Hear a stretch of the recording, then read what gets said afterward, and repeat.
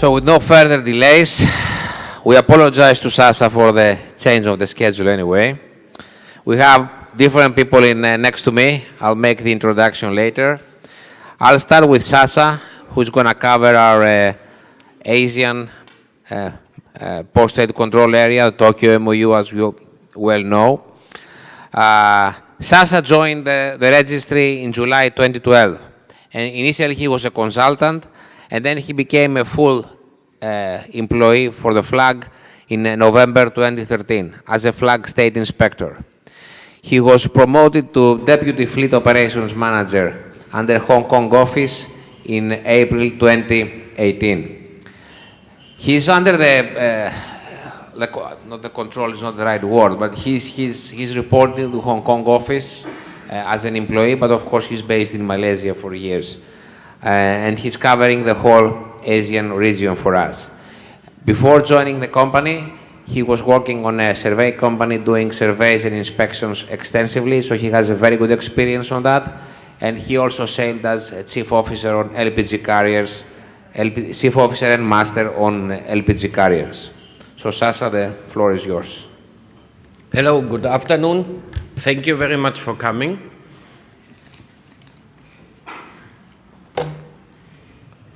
As Theo already mentioned, Region 1, our Far East region, is quite large. It's all the way from northern Japan down to New Zealand. We do have several offices in the Far East, not each country, but the offices are growing, our people are growing as well. We do have, these are only the exclusives who are working for us. We do have several inspectors in different countries. We start in the north, Korea, China, Philippines, Malaysia, Singapore. Indonesia, we have an exclusive inspector as well, plus one in Australia. Only exclusives. With our contracted inspectors in the entire region, we have about 60. We can cover a large amount of ports. Best practices. I am sure many of you have seen our, we call it pre-arrival warning emails. Pre-arrival warning emails we are sending out to each and every vessel calling Australia. We do get the information from our LIT system. There is a reason why we are sending out these pre-arrival warning emails. There are attachments. The attachment is a separate checklist. We call it MSD 340 AC. AC stands for Australia and China. And we do attach this AMSA form 36. This AMSA is using during PSC inspections, initial inspections. Crews need to take it serious. Crews need to physically go through the checklist and test each item on the critical items checklist and on the AMSA 36. It is additional work for crews, we do know this, but there are specific reasons behind. One of the reasons is around 80%, it's a large number. It's a rounded number, the actual number is higher than that. Around 80% of AMSA detentions occur on vessels where crews used the pre-arrival checklist as a paper exercise, or they didn't receive it. we cannot send out the checklist to the vessels. We do not have each vessel email address, so we are sending it to the operator, mainly to the DPAs. 80% of AMSA inspections could be avoided by taking it serious and by physically checking all items. Brian had a slide previously where Australia was in a dark red color. If we could reduce by 80%, Australia would be white, and no more headaches over there. MSD 340 AC contains the most common Code 30 deficiencies noted by AMSA and by China Maritime Administration. However, this checklist can assist crews to prepare for possible PSC inspections all across the Far East. The PSC regimes are different, yes. Different countries, different mentalities, different political situations. However, the deficiencies are very, very similar throughout the entire Far East. One reason behind this is, several years ago, AMSA trained foreign PSC inspectors. We do know AMSA went to China, trained Chinese PSC officers. AMSA went to Indonesia, for example. They trained Indonesian PSC officers. So the style they are recording deficiencies is pretty similar. While at sea, before arriving at the next port, report any defects to us, to the administrator. Crews can only report when they're physically checked the equipment, the checklist, the MSD 340 and the AMSA form. Further, especially for China, Singapore, Australia and New Zealand, but not limited to, report all defects to the local PSC authorities in the upcoming port of call using their own reporting forms. An email is not enough. And you have heard this morning already from our other colleagues, if you report it to your agent and expect the agent is forwarding this, it won't work. Most of the time your agents are charterers agents. What do charterers agents do? They're protecting the interest of the charterer, not of the vessel's operator. So it won't end up. Basically, they're not getting paid for it. So why should they do that? Report defects not only to the administrator, but also to class and involve local class at the port of arrival. If you report this to the class offices here in Athens, of course you can do that, but the local class, for example in Australia, need to have the knowledge as well. Why? AMSA is calling them up and AMSA is asking them, do you know something about this problem? Are you involved? Local class in Fremantle, in Brisbane, in Melbourne, then they answer to AMSA, no, we know nothing about it. That is already a very bad impression. Transparency builds trust with PSC. If you report something, you are transparent. You don't want to hide anything. PSC is trusting you. Any reported defect may result in a Code 17, but because it has been reported, it is highly unlikely to receive a Code 30. That's how 80% of the detentions could be avoided. A Code 17, you still need to do something, crews still have to fix something or get alternatives in place, but at least it is not a detention and it will not be displayed on the Tokyo MOU homepage. Exhaust all efforts to repair critical item defects at the first port of arrival, including verification survey by local class. PSC is very, very, very familiar with local service technicians and spare part suppliers. PSC does verify locally if they are being told no technician available, no local spare parts available. It happens too often. And then, for example, AMSA gives us a call. They're telling us they got an email from an operator, no service technician is available. But hey, we just had 2 service technicians on the phone. They are available, but they never have been approached. I want to talk mainly about 3 countries in the Far East: China, Singapore, and Australia, as these are the most stringent ones. China MSA. China was the last country which lifted COVID restrictions. They only lifted them on 8th of January this year. That's why the last couple of years the detention rate was very, very low. Now they're resuming physical PSC inspections. And what they started in the beginning of this year, especially Shanghai and all the way up the Yangtze River.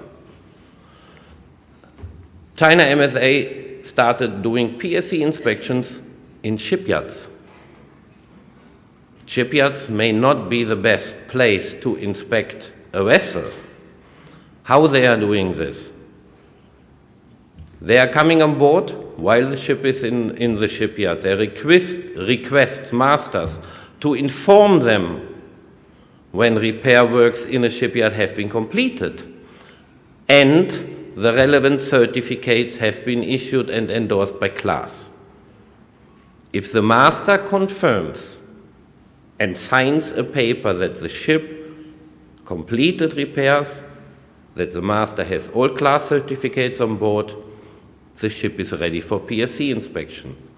If the master informs them, no, we are not ready, we are here for a couple of days, they turn around, they're leaving and coming on the day of the departure. If they receive the declaration of completion of all class certificates are endorsed, they also issue PSC detentions if they find detainable items, as the vessel had been declared ready for departure. If a master doesn't take it seriously and just signs because he wants to obey the PSC authorities, there is no room for an appeal later on. The master declared it ready, here's a detention, there is nothing else to argue. But the master has the right to say, no, we are not ready. We also have an MSA, this is our own MSA, regarding detentions in China due to maneuverability issues. There had been a lot of incidents, Shanghai and all the way the Yangtze River, ships coming out of shipyard, under pilotage, suddenly blackout on the river, or suddenly radar didn't work anymore, or any defects of the machinery, critical machinery. They are going now in shipyards, they want to avoid this. By all costs, they want to avoid an incident on the Yangtze River. It would have huge commercial issues for them. One collision, one grounding, and the river is blocked for many days. MPA Singapore. For many, many years, Singapore was not a hostile country when it came to PSC actions. It was quiet, it was nice, there was no trouble. Singapore changed this last couple of months, about 6 months ago. Reason behind this, Singapore also had a change in their internal structure. A new acting head of PSC came up, and now Singapore starts heavily detaining vessels. However, they mainly focus on bunker spills and boarding arrangements. Reason for that is too many oil spills, overflows, happen during bunkering.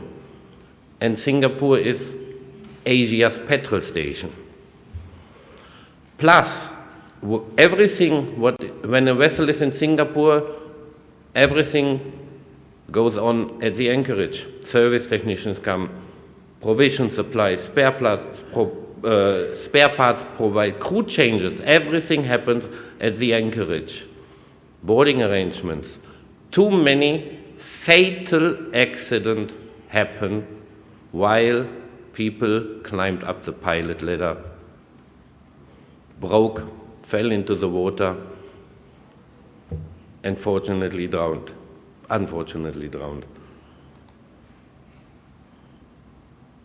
Coastal state authorities, such as, but not limited to, Australia, China, and Singapore, are also issuing their own notices and advisories. It is always good if you have ships trading over there. Go on their homepage, download those advisories. Third parties do communicate with PSC authorities. As an example, just one example in one country, please have a look at this slide. Australia, AMSA. Why does AMSA know everything what is going on your ship? They do know it before arrival or right when the ship is alongside, because everybody has a hotline, a red phone to AMSA. It starts with VTS. If your ship coming from the north at Queensland coast, Great Barrier Reef, VTS, Great Barrier Reef is heavily controlled. You have surveillance airplanes all the time in the air, radar surveillance, nothing can be hidden from them. One incident, VTS calls AMSA. Next, pilots. If a pilot climbs up the pilot ladder or comes with a helicopter and a pilot believes something is unsafe, the first what he will do is calling AMSA. Agents.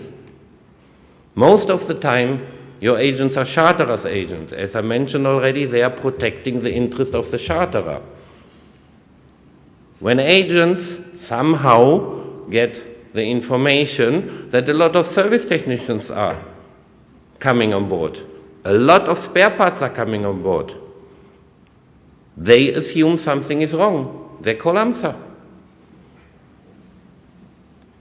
Stevedores, port employees, port security guard.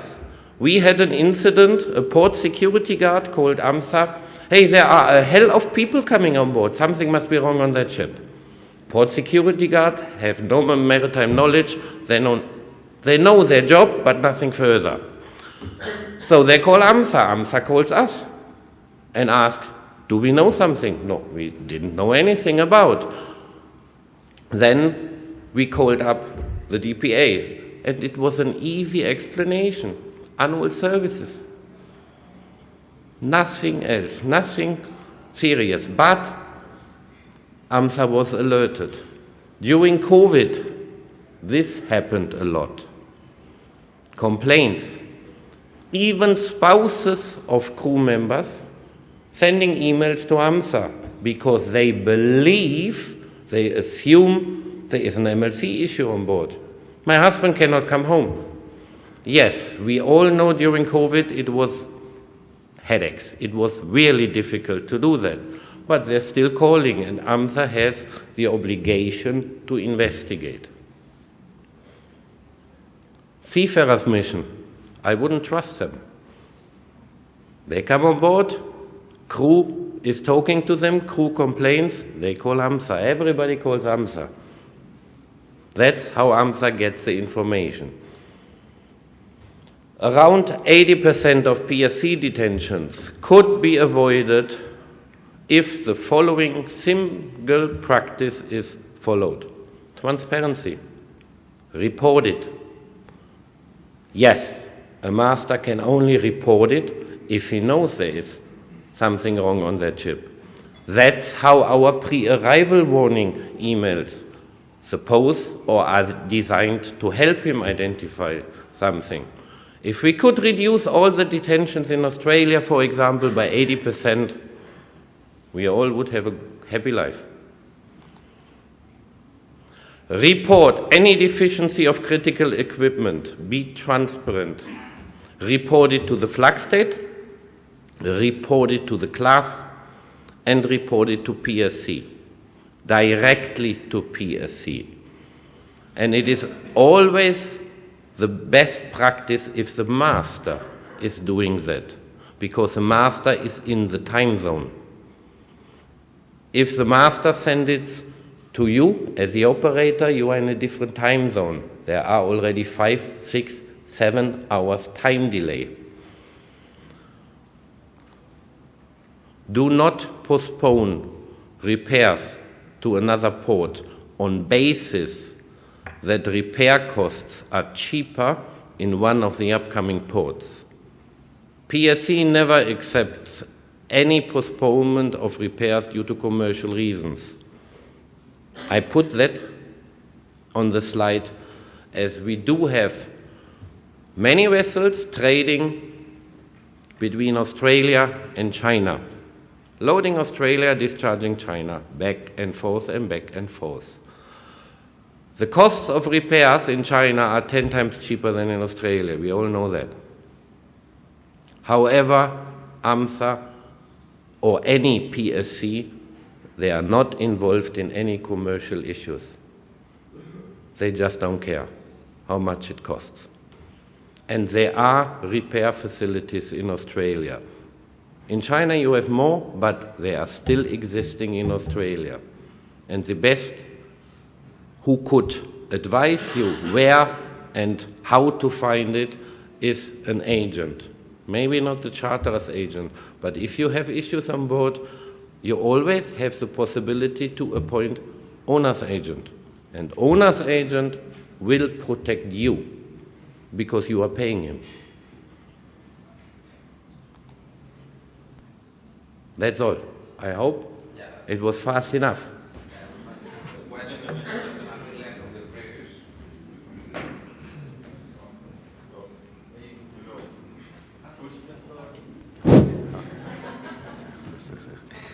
So the questions have been left because we changed the schedule a little bit. We don't have the questions in the end. I like the word transparency. We're going to use it here, so I hope it works in most of the cases. So, let's move to... thank you, Sasa. It was very interesting, and you covered a lot of different regions which are quite active and very popular to most of the owners and operators anyway. So, we're going to move a little bit west from Piraeus. We're going to go to US, to region 3, as we call it. And we will have James Maupin and Davis Kong present. So James, you're going to be first. A few words about James. James joined IRI in March 2012 as a flag state specialist after serving in the US Coast Guard Marine Safety and Environmental Protection branch. And he was promoted as a Deputy Fleet Ops Manager in 2016. James, when he was working in the US Coast Guard as a Port-State Control Officer, he has done more than 400 post-state control examinations. So who is the best guy to tell us about US Coast Guard and how they do inspections? James. So we appreciate you're here. So he inspected a number of different ships, from tankers to gas carriers and bulk carrier ships in the port complex of Houston, Galveston, and Texas City. So James, please. Okay, so I'll introduce Davis to find my notes. Davis has been in Greece a number of times already, right? I mean, you came here when, like 8 years ago, 9 years ago, first time? Yeah. So Davis started at 2010 as a fleet operations manager And in August 2022, he was promoted to Vice President Fleet Operations. Davis has over 20 years of experience with U.S. Coast Guard as an officer in the naval engineering field. After finishing with the U.S. Coast Guard, he moved to the private sector as senior principal engineer and senior reliability engineer too. So with his extensive background and knowledge, he's helping Brian and his team in the U.S. I think you're based in the beautiful Fort Lauderdale area. Yeah. So guys.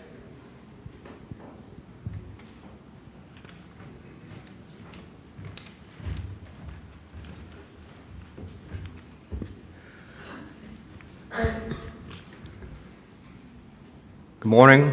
We're glad to be here in Greece, and we're going to tell you a little bit about Region 3, which is now a little bit different than it was before. I started off as Fleet Operations Manager in Region 3, and it's essentially North and South America. And strategically, we made a decision to break it up into two regions. So we got Region 3A and 3B. Again, I'm Davis Kong, Vice President, Fleet Operations. I'm home based out of Fort Lauderdale, our Fort Lauderdale office.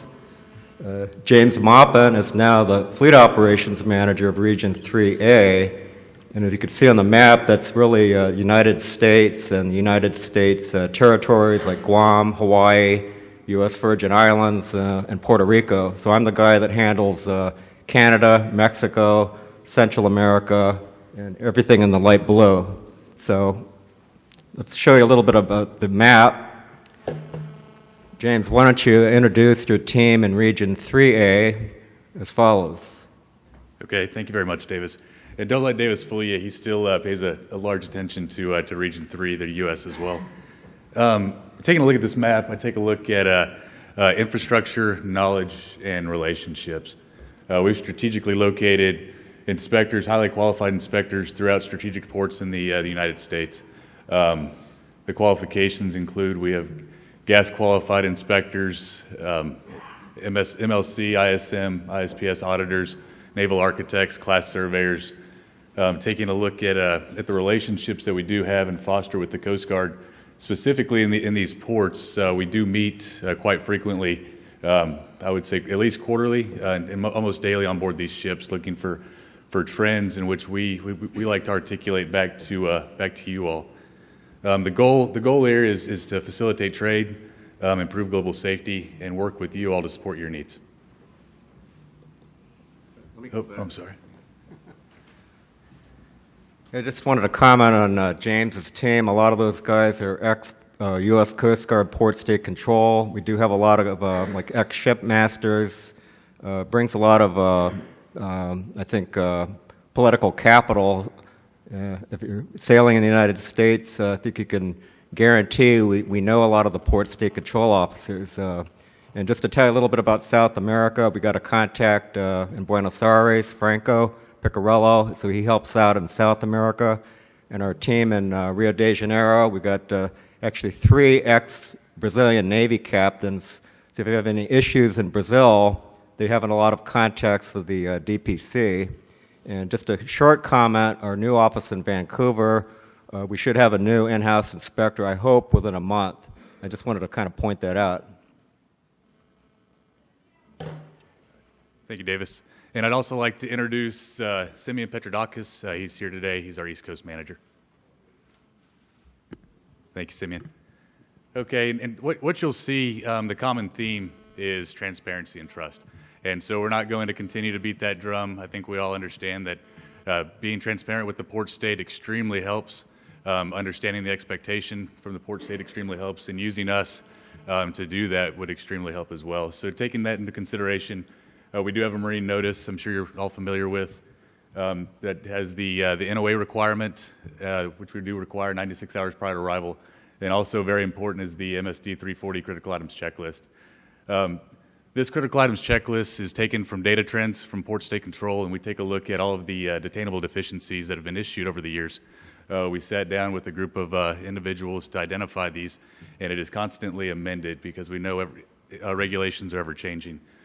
So if we do see inoperable equipment, it is very, very important for you all and the ship's crew to notify somebody immediately, and that would be the administrator in writing, and allow us to meet that expectation with the port state and work for you in a sense to display the expectation that they require coming in.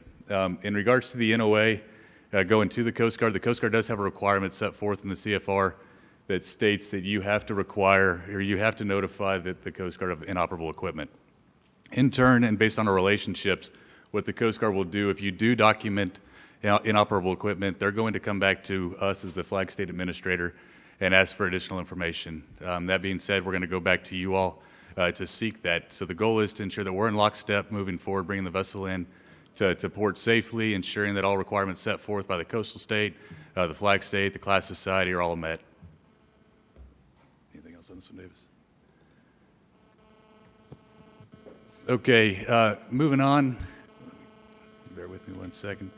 Okay, again, emphasizing transparency and trust. We're taking a look at the Coast Guard. If we do not report, the Coast Guard is going to immediately expand into an ISM inspection.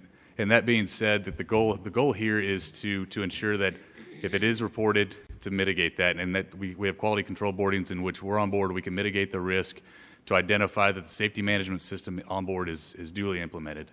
And that being said, we're looking for requisitions for spares. We're taking a look at risk mitigation. We're ensuring that the crew training has been provided, that the relevant cognizant captain of the port has been notified. And if we have all that in place, and as Captain Diker mentioned during the opening meeting, if we articulate that to the port state control officers when they're sitting there at the opening meeting and the flag state representative is also there, we can establish that the safety management system on board is working. And at that point, they will typically de-scope their inspection because they understand that the intent to display and meet the requirements set forth is already being established. And that greatly helps us because ultimately the goal is display adequate implementation of the safety management system to the United States Coast Guard. And we're going to do that well in advance for you. When you report it, we're going to be in conversations with the Coast Guard, making sure that we're in lockstep, as I mentioned earlier.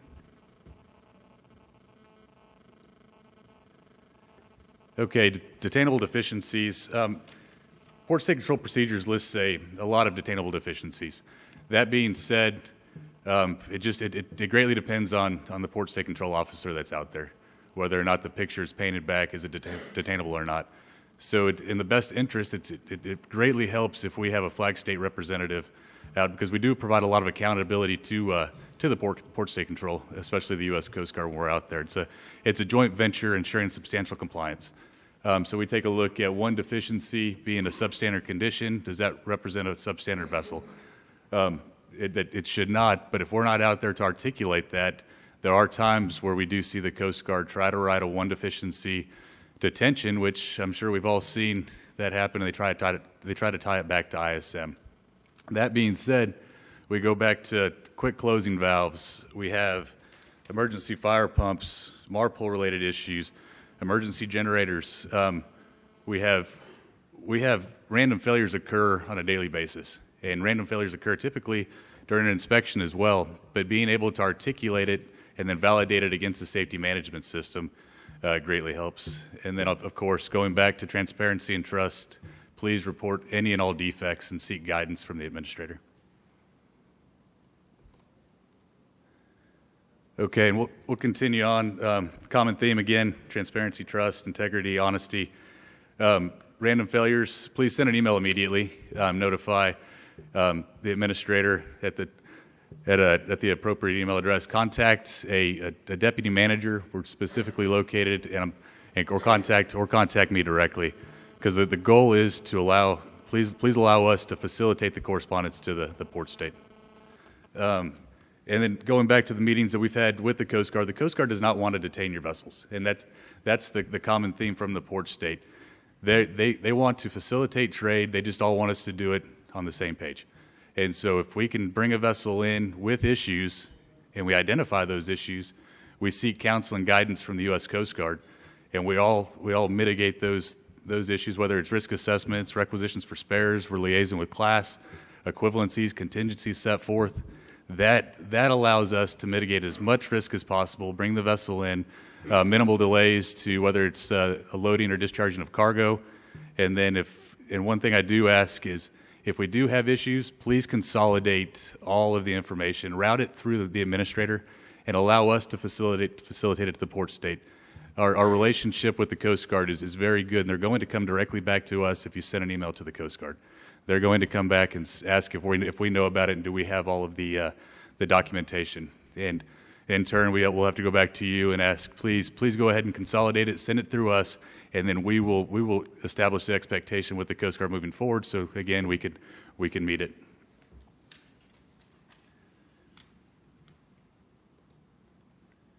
Okay, that's it for me, Davis.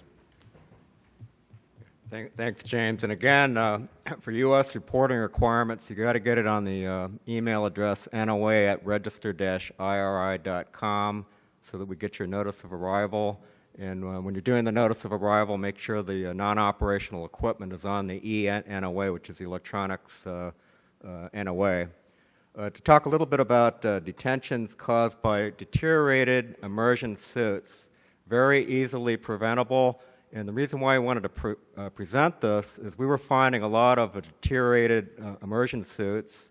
Ships are getting detained in Philadelphia on the West Coast, and it's not just one, it's like 30 out of 35 or 36.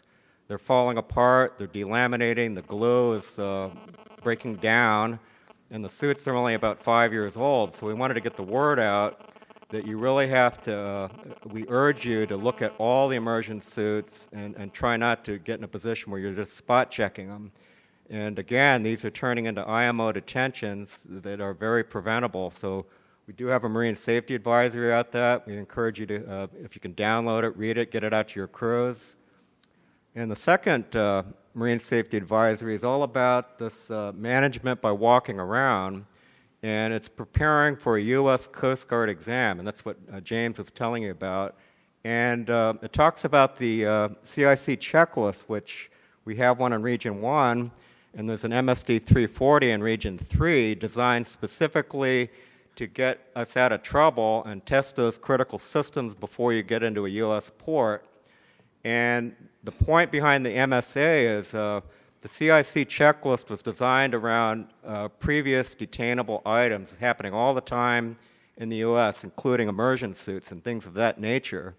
But it also states that before you come to the United States, we want you to embrace this concept of management by walking around and get the chief engineer and the master out, walk around the deck, get through your compartments with a flashlight, look around, and if you find something that's out of order, you can report it, and you can prevent a detention that's easily preventable.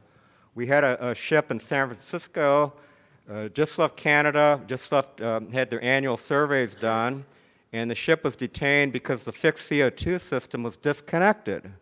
How did that happen? We did an investigation, and I think we believe the crew disconnected it for whatever reason, but the ship got detained.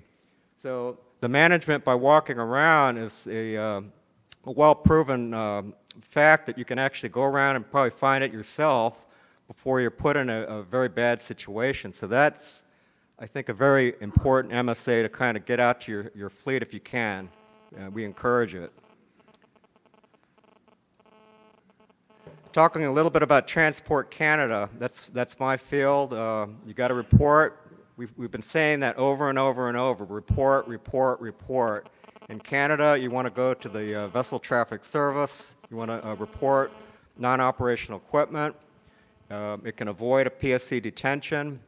From what I've been seeing in Canada, there could be a possibility that you're going to get a lot of Code 17s. That's what they do. I can't really tell them what to do, but that's what happens sometimes, both on the east and the west coast of Canada. Okay. The second point is during winter operations. If you happen to be up there in the winter in the St. Lawrence Seaway, we have a really nicely written marine safety advisory to get your ship ready for winter operations. Again, cold weather, if you don't do the right due diligence and be proactive, you could have a ship that's got a frozen fire main, emergency generator won't start, rescue boat won't start. The fuel might gel up because of the cold weather conditions. You could have possibly put a fuel treatment in, okay? And so the point is it's preventable for winter operations, St. Lawrence Seaway, and it's got a really nice checklist that was actually provided by Transport Canada. They tell you what you need to do. You may even have to bypass the sea chest and provide some recirculation if needed, which leads me to the next point called frazzle ice. You can read about that in the MSA, but if you have a frazzle ice condition, the sea chest will block up. You're going to have a blackout, but it could have been preventable if you go through the Marine Safety Advisory. So that's just a little bit of tips operating in cold weather. Transport Canada has a tendency to be closely affiliated with the ITF, and we've gotten a lot of MLC complaints, usually going directly to the ITF by email on a crew member. They'll call Transport Canada, and you've got a PSC inspection that may not have been predicted, and that's because of the affiliation they have with the ITF. The other point I wanted to bring up is they're also big on repatriation of crews. If the crew's been on for more than 11 months, they have a very strict interpretation of MLC, and what we would recommend is try to have a plan in place, maybe itinerary, plane tickets. Your plan in place might assist in getting the ship out of trouble with Transport Canada. So they're really big on repatriation of crews. And as I said earlier, we should have an inspector in Vancouver, in-house inspector that can assist. Right now we have a trusted contractor located on east and west coast of Canada. And he's actually ex-Transport Canada, so we like to bring that into the Marshall Islands, that capability of knowing the right people. Okay. And this is my last slide, I think, so this will conclude Region 3. I wanted to talk a little bit about South America. Argentina, for one. We've had a lot of stowaway cases. Those turn into a typical automatic Code 30. There's nothing we can do about it. So if you're going to Argentina, you have stowaways. We've pre-reported it. We've asked for ISPIS surveys and so forth, but it typically doesn't really matter. They're going to detain the ship anyway. In 2022, we had 6 IMO detentions in Canada, 3 on the west coast, 3 on the east coast, evenly split. We had 4 detentions in Argentina and 1 in Brazil. In previous years, we've had detentions in Chile, Colombia, and Panama. So these are probably the hot spots as we know them today. Okay? We've also appealed several detentions, but they've been unsuccessful. We write based on the merits of the case, but we have not had any success in overturning any of the appeals. Canada has been pretty good because they've downgraded several Code 30s to 17s, but the detention still remains. We've had no luck. I do have some good news to close out today's presentation. We found 2 more inspectors in northern Brazil. Both of the guys are ex-DPC. They've got a lot of connections.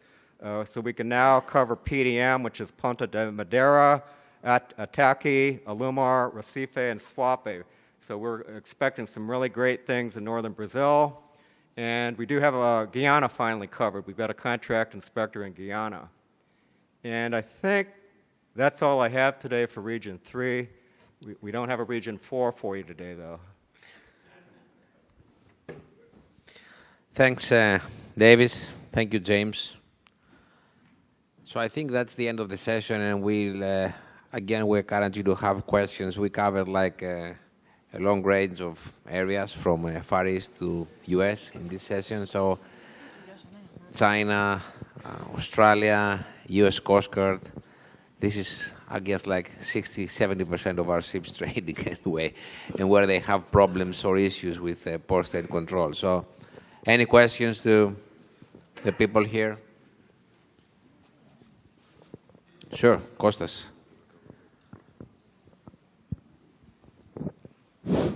Yes, I have to. I need to say about the QCB process. In US, works very good, but in other areas, Far East, need more improvement, and we need the guy to come one day before the inspection and to be present during the inspection to assist the vessel. I don't know your plans.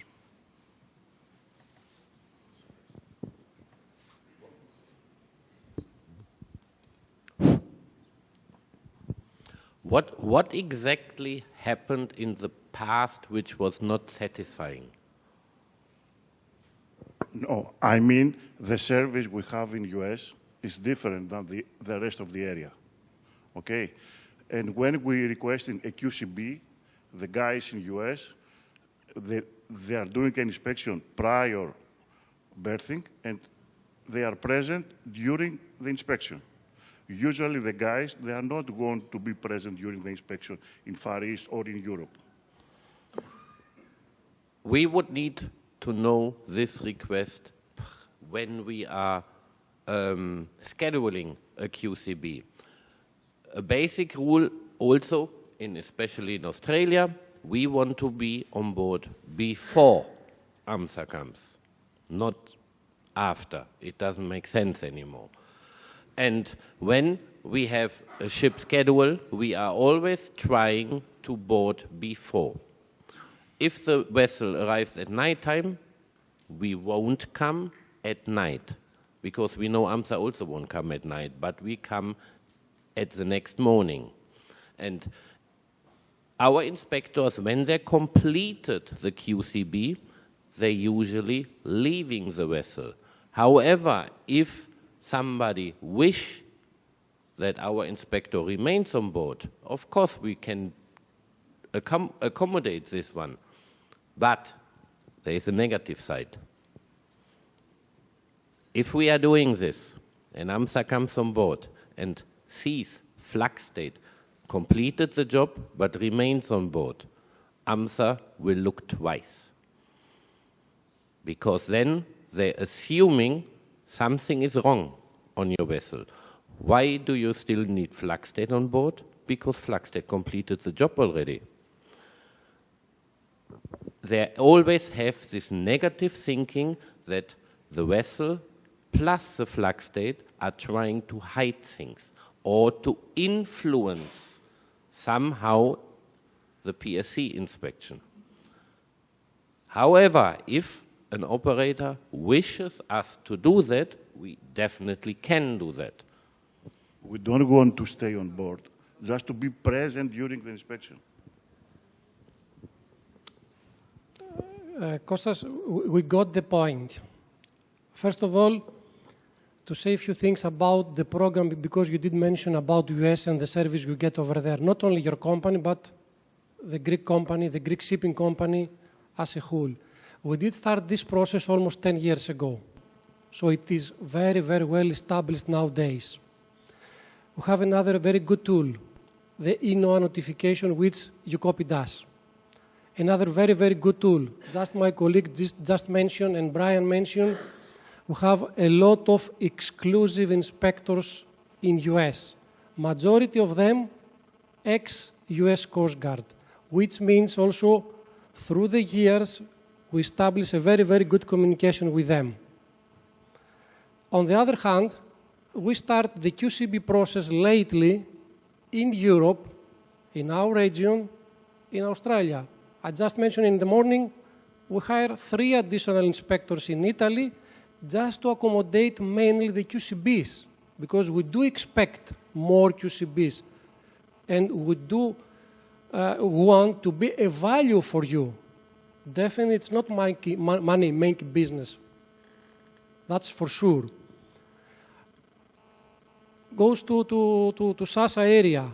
We have one exclusive inspector in Australia, and during this visit by the guys, I have been told that we are looking for a second exclusive. That is good news for us, good news for all of us, actually. Australia is a very huge country, and it requires a lot of travel around. And sometimes we rely on to our consultants. Also, my colleagues in Central Europe, Chris and Hans and so on, also we are looking to increase the network. And at the end also, don't forget that we don't need just only a nautical inspector, but we need qualified inspectors to know the philosophy of the flag, and at the end to have a value, to have an inspector do the job, and then after 1 or 2 days for the port state control, for the vessel to be detained, there is no value for you and for us. So it will take some time, but definitely we're working on this direction.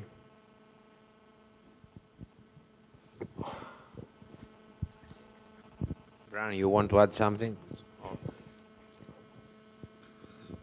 I just wanted to say, is this thing on? Okay. Just wanted to say that was a very astute observation. You know, like Theodore did just mention, it's a very mature program in the U.S. that we have with quality control boardings.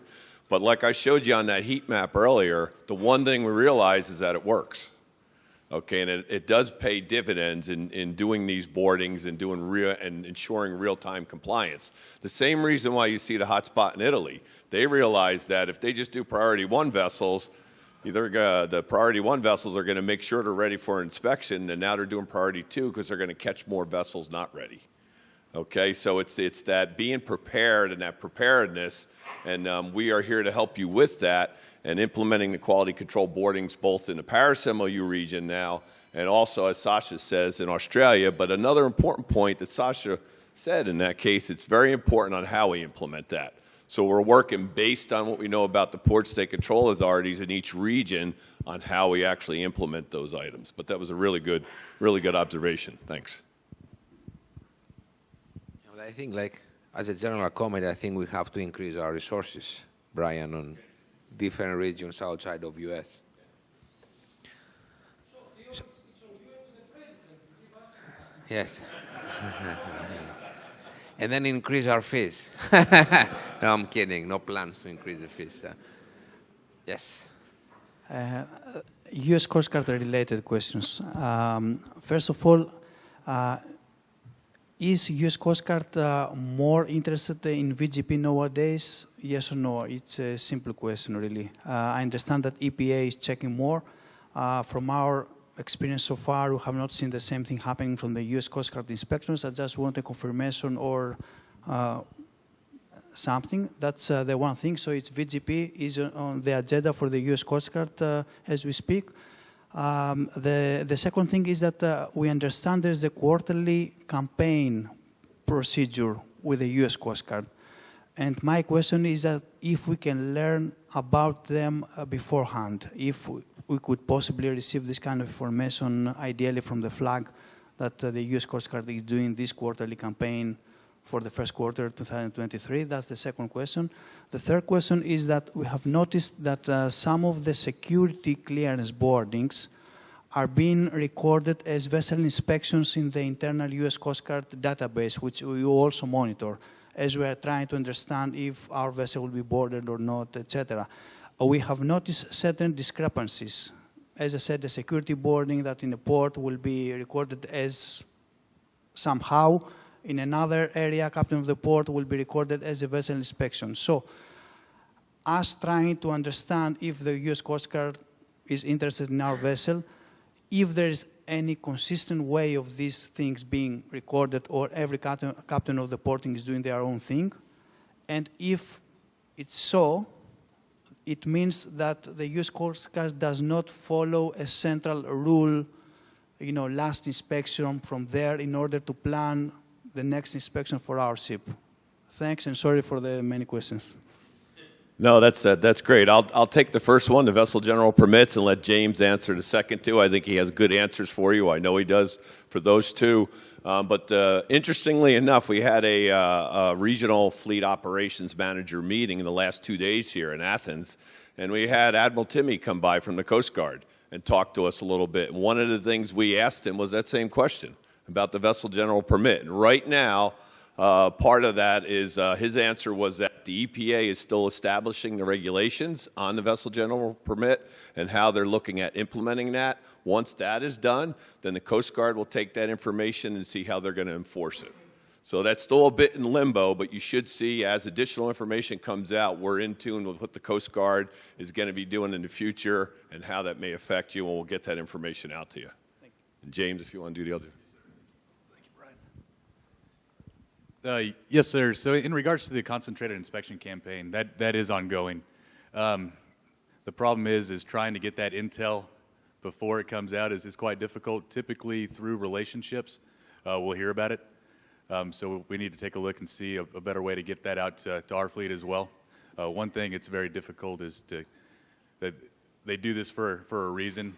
So we'll do our best to, as soon as we find out about it, do our best to get it back out to you all.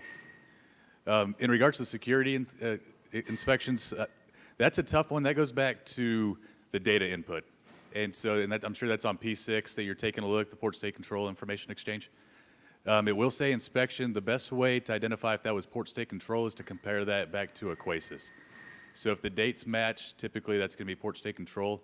But if you do have any questions at all regarding a Coast Guard inspection, send an email to the administrator.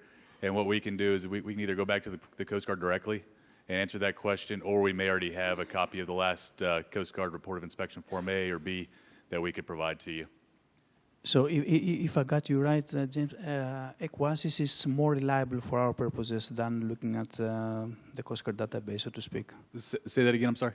So, I mean, for our own purposes, trying to understand if when was the last recorded post-recorded inspection for our vessel on the Coast Guard database, is actually better to go to the Aquasis database than go to the U.S. Coast Guard one? Yes, sir. Unfortunately, for Port State Control, for security, of course, security is not influenced in Aquasis. That's only Port State.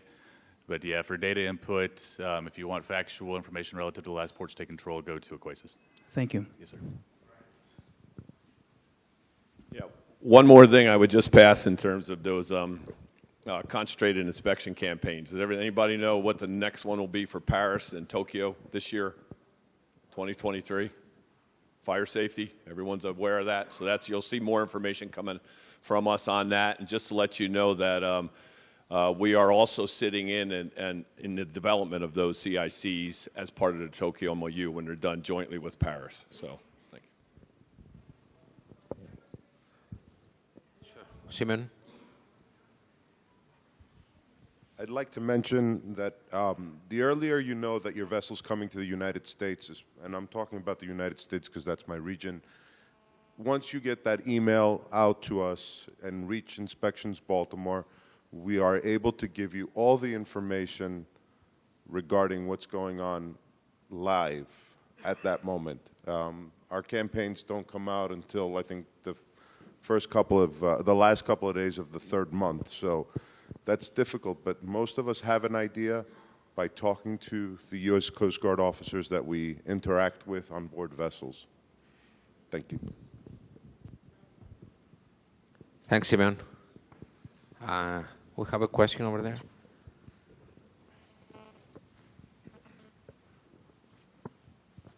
Thank you. So, with regards to U.S. Coast Guard and Qual Ship 21, first off, since you mentioned the Rear Admiral, he said that they're thinking of tweaking the requirements for Qual Ship 21. Is there any concern about the Mars Lioness flag? Brian? Actually, yes, not yes, there's concern, but yes, we do understand that. We actually have several meetings a year, and actually Mr. Gallagher, the president of the company, attends those meetings with me and Admiral Cook, who's also works with us as part of the Marshall Islands Registry, and we meet with with headquarters on those, and they did indicate that they are going to be making some changes to that. Again, as you know, the 1% achievement of detentions for a flag state is pretty difficult to achieve, and we've been doing that for a number of years. We do understand that they're not planning to change those numbers, but they may make some additional requirements for the individual ships to achieve this the Qual Ship certification. And as they haven't come out with what that's going to be yet, but once they do, we'll be on top of it to inform you about it. And also normally they come to us and ask questions first and say, hey, we're thinking of doing this. What do you think about this? How do you think this is going to affect your owners and operators? How do you think it's going to affect Qual Ship? And we'll be hopefully engaged in those discussions with the Coast Guard during that time. So, good question, though. Thanks. Thank you. So, can I ask you, do you know if inspection not timeline exactly. I don't know how to phrase this correctly. So I have a ship with an expired qual ship certificate. It hasn't been inspected in over 3 years, and we've called twice the Gulf region, and there has been no inspection. Over 3 years with an expired qual ship 21 certificate. So has something changed in the Gulf, or? No, I would suspect it's a resource issue. If I was guessing, but if you could, what I'll do is after this, I'll get the name of the vessel, and then I'll follow up on it for you and get you an answer. Okay, sure. No, that's good. It's good for me. Actually, we've been able to help several other vessels like that. So let us know when that's happening if you're not getting a response, because when we've gone to the Coast Guard with that, they said they won't count it against the vessel if it's because of a resource issue on their part. And you'll be able to maintain that certification. Okay? I'm sorry, I didn't get that. Yes, if you do have an issue like that where you can't get the required inspection, Okay. often they will let you maintain that certification until they're able to get out and do that inspection for you, if we make that request. Good to But know. we can help you with that too. Okay, thank you. And also, because of the good relationship that Marshall Islands has achieved over the years with the U.S. Coast Guard, if they do find out that a Marshall Islands inspector is boarding the vessel, whether it's for an ASI or requested QCB, they may downgrade it due to lack of resources. Yeah, so you see, they probably spoke with one of our inspectors in that port. They asked, are we attending the vessel? And we said yes, so they would downgrade it as not being a risk since there is a flag state inspector on board. Okay.